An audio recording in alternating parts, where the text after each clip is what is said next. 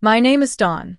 I'm standing in the middle of my office's conference room, the silence heavy as a stone. Across the table, my family, my mother Evelyn, father Henry, and younger sister Lily, stare at me, shock and anger etched on their faces. The Family Legacy Trust document lies untouched in the center, a symbol of their audacity. Evelyn's voice trembles, with feigned hurt. Dawn, we're your family. After all we've done for you, we deserve a share of your success. Henry nods, his face reddening with barely contained rage. Lily, with her perfectly styled hair and designer clothes, tries to look pitiful, but I see through her act. I take a deep breath, the calm that comes with clarity washing over me. What have you ever done for me?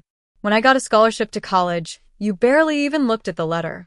You paid for Lily's private school without a second thought while I worked 3 jobs to put myself through. And you missed my graduation because of Lily's dance recital.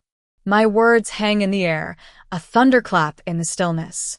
Evelyn's mouth opens and closes like a fish out of water, and Henry's face darkens to a dangerous red. Let me rewind a bit. I grew up in a family where Lily was always the golden child. I was the one who quietly built my business, an antique authentication firm called Heritage Authenticators, from the ground up. I worked long hours, took risks, and finally achieved great success. One Thanksgiving, I decided to do something special.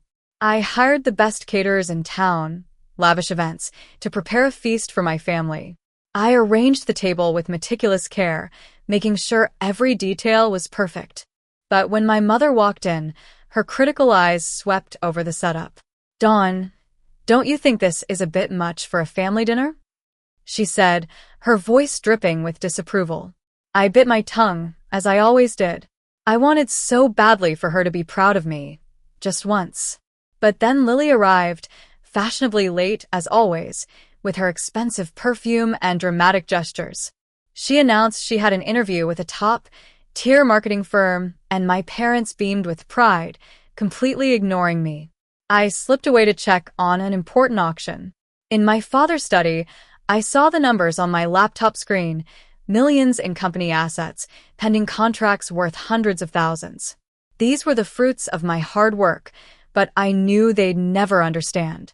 When I returned to the dining room, Lily was sitting in my usual spot, scrolling through her phone with a strange look on her face. During dinner, she suddenly slid her phone across the table, showing a photo of my laptop and my financial records. When were you going to tell us about your millions? She asked, a malicious glint in her eye. My parents' reactions were explosive. They accused me of hiding my wealth and not helping them. Lily even demanded help with her student loans. That was the moment something inside me snapped.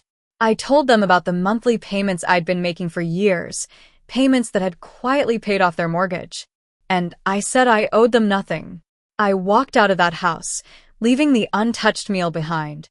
For the next few days, my phone was bombarded with calls and texts from them, full of accusations and demands.